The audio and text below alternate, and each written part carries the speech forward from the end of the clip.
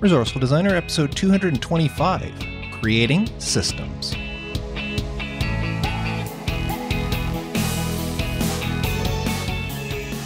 Welcome to the Resourceful Designer podcast, offering solutions to streamline your graphic and web design business so you can get back to designing. And now, if you happen to need a voiceover guy for your next audio or video project, I'm available at mediavoiceovers.com. It's okay. Mark said that I could say that. Welcome to the show. Thank you so much for tuning in. In this episode, I'm going to talk about systems and how they can help eliminate errors and speed up what you do. I'm also going to share a resource of the week for quick learning tutorials that can help you become a better designer. Now, what have I been up to? Well, if you're listening to this live on or near the day that it released, you'll know that I haven't put out an episode in a few weeks. I've been on holiday. Unfortunately, with the COVID-19, the coronavirus going around, we weren't able to do very much. So we got a few day trips in and did a lot of stuff around the house, but didn't really go anywhere for any extended period of time. But it was still nice to take some time away from work, away from my computer as much as possible. I did get in. I tried to keep up with email and that, but I didn't do any work at all during my 2 weeks off. But let me tell you, I was itching to get back to work.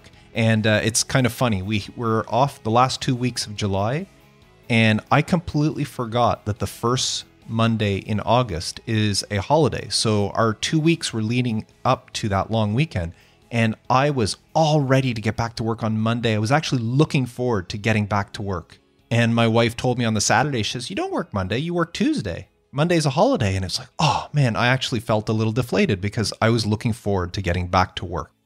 But it has been a pretty hectic week since it's been a short week for me, and I'm trying to catch up after 2 weeks. And you know how that is when you're running your own business. You got a slew of emails and voice messages and all sorts of stuff that you have to catch up on and correspond with, not to mention all the work that's piled up that you haven't touched in a while. So that's kind of how things stand for me this week. Now, one thing that kept going strong while I was away was the Resourceful Designer community. We actually got a new member. Brett joined while I was away. Luckily, I was home. So when I noticed that Brett joined the community, I was able to add him to the Slack group and everything and welcome him. Even though I didn't do much communicating, it was nice to see the community moving along and talking amongst each other and helping each other out while I was away. Now, if you're not sure what the Resourceful Designer community is, it's a safe place to have a conversation with people that are on the same journey as you. They're creating a design business. They're on that same journey. So you can have a safe conversation with them there without all the, let's call it drama and the BS that you will often find in social media platforms. Because this is a paid community, you know that the people in there are dedicated. They're devoted to their business. They're devoted to learn. And because of that, they're much more engaged, they're much more friendly, and they're much more accountable to the group.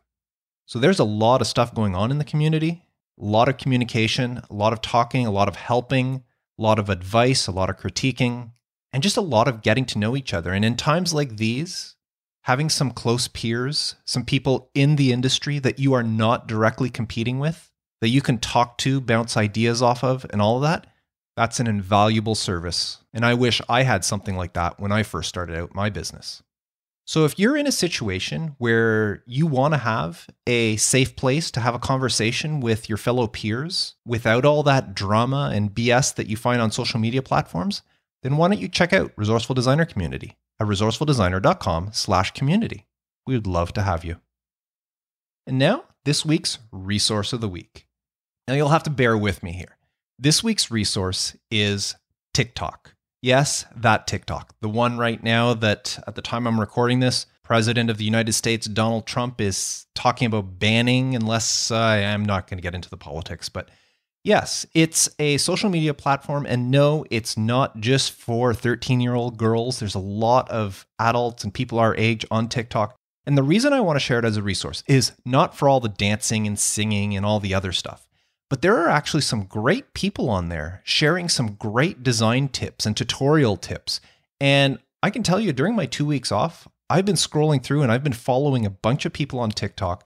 And I have learned so much about Photoshop, about Illustrator, about InDesign, and just about other design stuff as well. And what I love about these things is TikTok videos are so short. Most of them are under a minute long. So a lot of these tutorials, like I would just learn one quick thing in Photoshop, and it's like, wow, I didn't know that before. Now I do. And it's so easy to remember these things because you're not spending 10, 15 minutes going through a tutorial. It's a quick, this is how you do something. You do this, you do this, you do this, and this is the outcome. And I just love them. Now, I will warn you, if you are not familiar with TikTok, it can be a very, very deep rabbit hole, much more so than I find YouTube. I know YouTube, I get sucked in sometimes. You'll watch a video and it keeps asking you, oh, here's some other recommended videos. Do you want to watch these? Well, TikTok, because they're so short, you watch a 60 or 30-second video, then you move on to the next one, then the next one, then the next one. And before you know it, an hour or two have gone by. So that's probably the con about TikTok, but I can't tell you enough how much I've enjoyed these little tutorials. And in the 2 weeks that I was on holiday and I started flipping through TikTok, how much I learned and I became a better designer or just expanded my skill and my knowledge base because of it. So if you're not already on TikTok, maybe you'll want to give it a try and follow some designers and people that give these tutorials. You can find them online easily enough. And if you are on TikTok, there's somebody else you can look out for. Do a search. Photoshop tips, Illustrator tips, InDesign, design tips, and follow those people and learn instead of just wasting your time watching all the dance videos and the lip sync contests. So that's this week's, I guess, unorthodox resource of the week.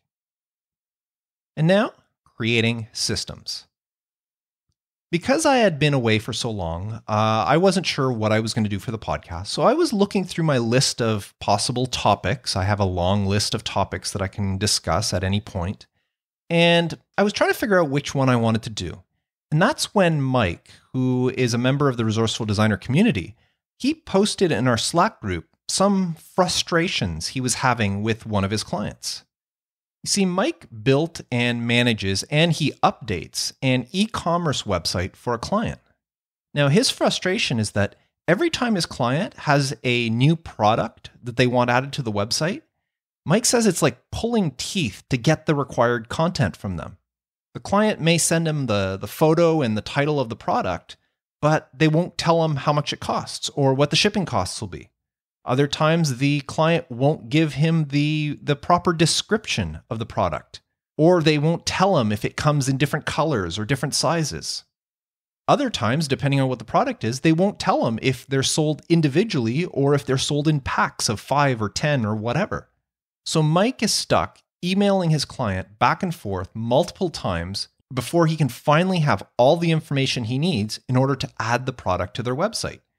And you can see how frustrating that would be.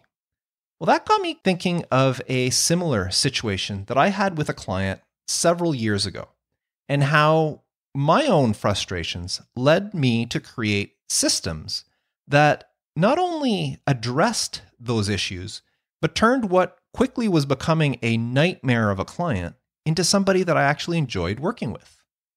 Now, this was back around 2010. I was hired by a brand new client. Somebody contacted me to build an e-commerce site for him. Now, at that time in 2010, I wasn't using WordPress. So I built this site on a platform. It was the first time I'd used a platform called PrestaShop, but that's not important for this story. Now, I later learned after dealing with this client for a long time that he's one of those people that just starts a business on a whim. He's the kind of person who has many spinning plates in the air, if you want to use that metaphor, and he's spinning them all, hoping that one of them will turn into the winning golden goose, if you will, something that he can retire on. But at the time I met him, all I knew is he was an enthusiastic, middle-aged man who was not very tech-savvy, but had a lot of ideas. Now, I will admit that back then, around 2010 and earlier, I didn't ask many questions when I took on a new project. If someone wanted a website, I built them a website. There was no deep dive into strategy or anything else like I do now. Now, of course, I've learned a lot since then. And now I do a lot of research and prep work and discovery and all of that stuff before starting a project. And that's how I can charge much higher prices now than I did back then. But that's a completely other story.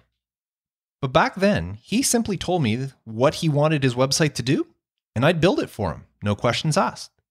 Can you imagine? I didn't even know what sort of products he was planning on selling. He just told me he wanted an e-commerce site, what the name of the site was, and I put it together without even knowing what he was going to sell. Now, it turned out that the site was going to be some kind of, I guess the best description is an online flea market or a bazaar, if you will, because he sold just about anything on the site.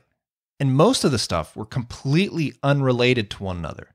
It was not uncommon to see his page of items for sale that included baseball bats next to sunglasses, next to headphones, next to plastic shelf brackets, next to nightlights, next to car seat warmers. See, I found out after the site was launched that my client would travel to conventions, he'd go to warehouses, to manufacturers, to wholesalers, and a lot to businesses that were closing, and he would buy up inventory. Anything that he can get at a good price and purchase in bulk, he would buy and list it on his website for sale. So I never knew what was going to be the next product that he would ask me to put on the site. Anyways, I wanted to give you that little bit of a backstory so you can understand this next part. It didn't take me long to realize that this guy really had no idea what he was doing. He wasn't marketing the site. He wasn't promoting it in any way. He had the mentality that if I build it, they will come. But he also had no niche or anything. The site sold just about anything under the sun and nothing in particular that anybody really wanted. But that didn't stop him from trying. He kept going out and getting product after product. And soon he was calling me at all hours of the day and on weekends, even though I had explicitly told him that I work Monday to Friday, 9 a.m. to 5 p.m.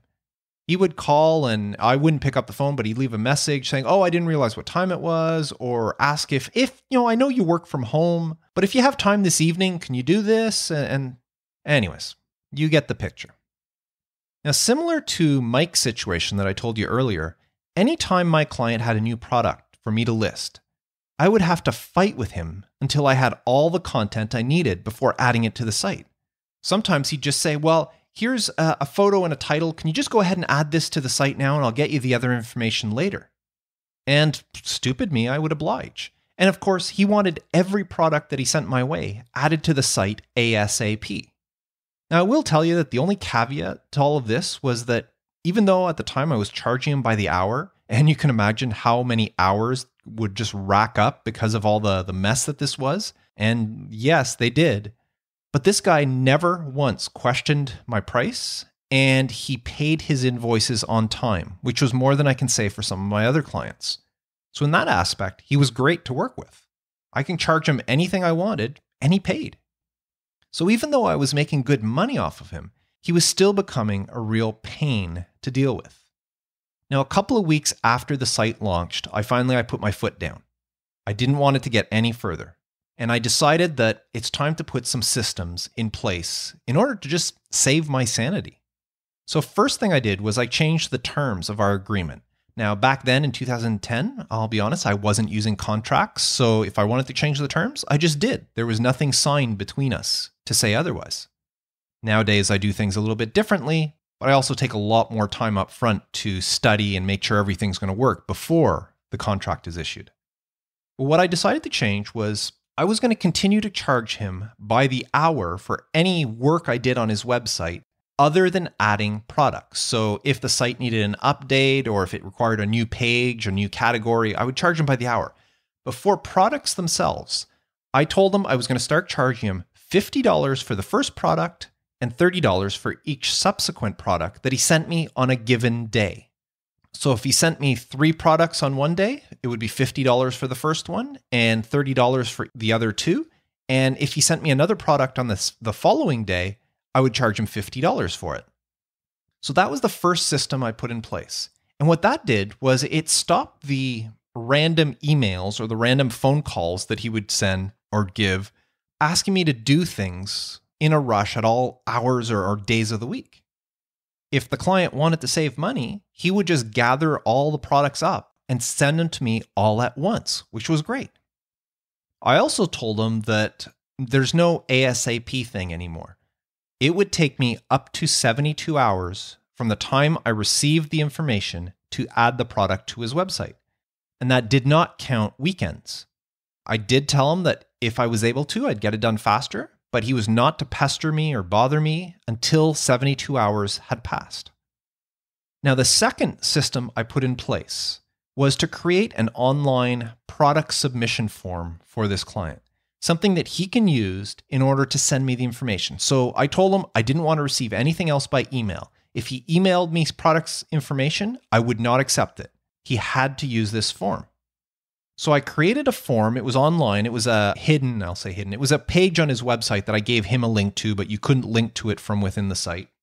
And it had all the information I needed for a product. The product name, product description, the price, the shipping costs, the size if there are any, colors, attributes, variations, etc., etc., etc.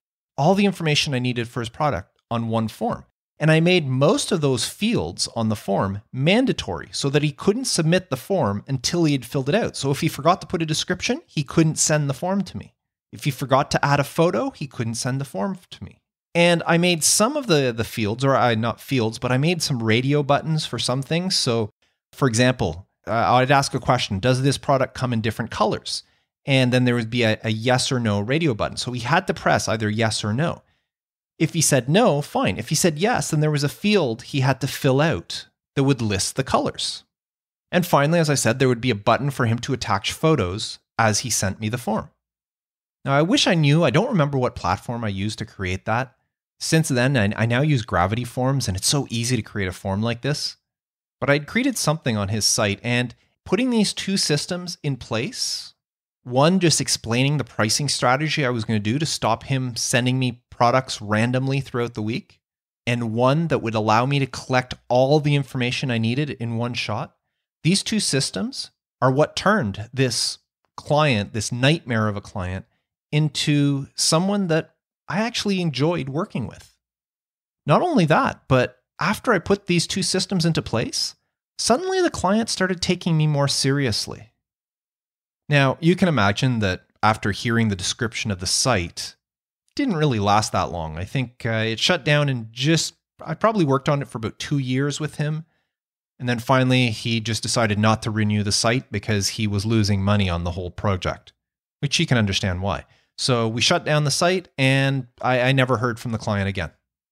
But that client was what I can think of the first instance that I put a system in place in order to help me out.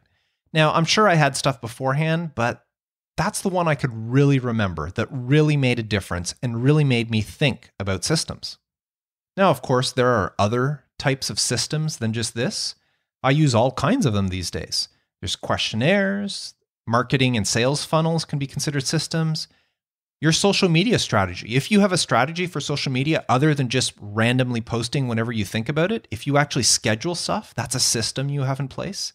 Even your day-to-day work process or your work routines could be considered a system.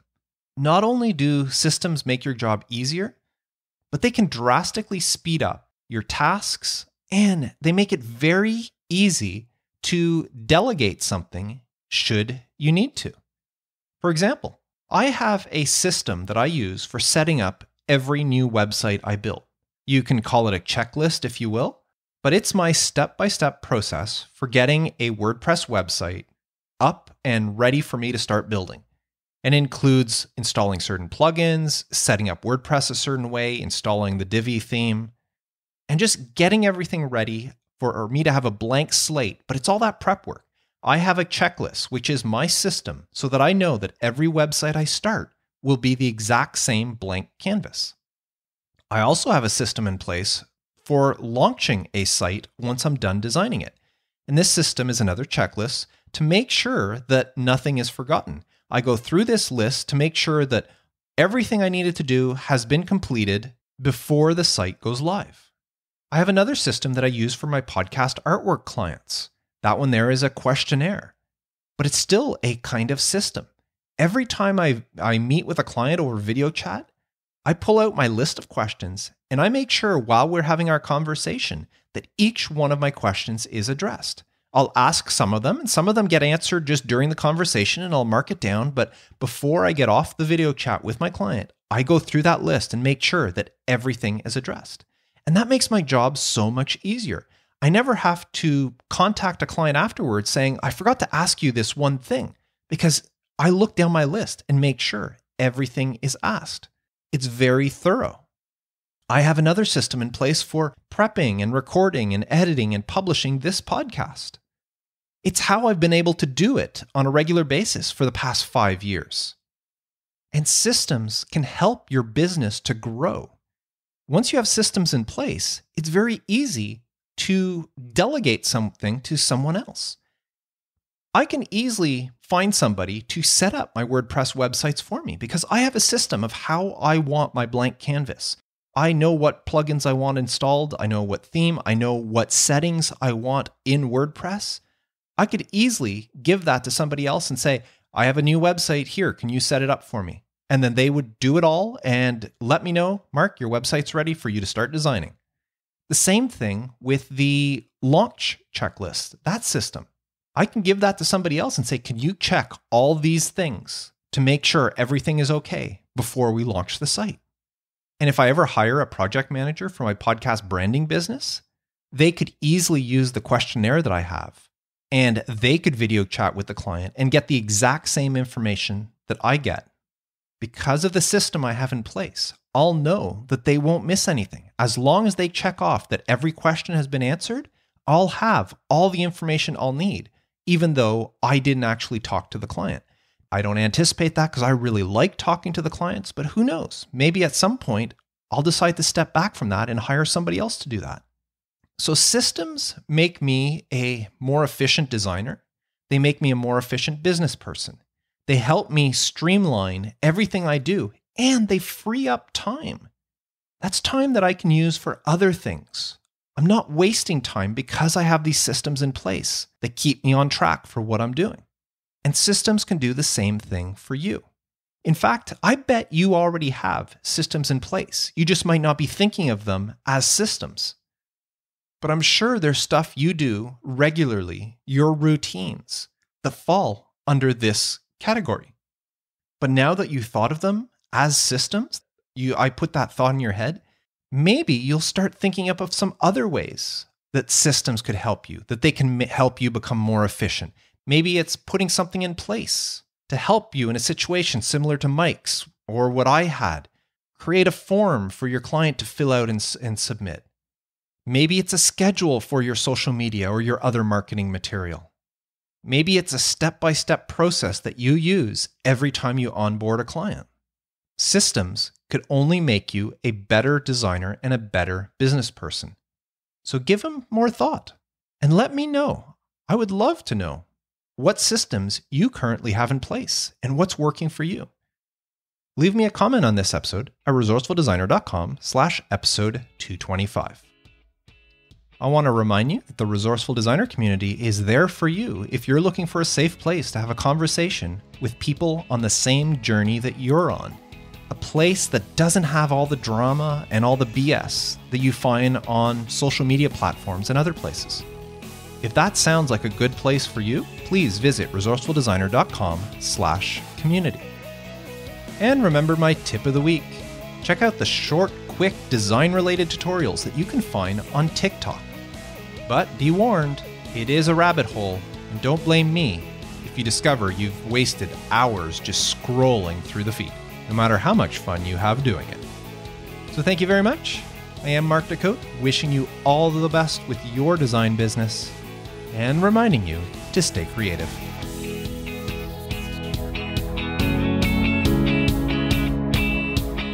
Thanks for listening to the Resourceful Designer Podcast at resourcefuldesigner.com.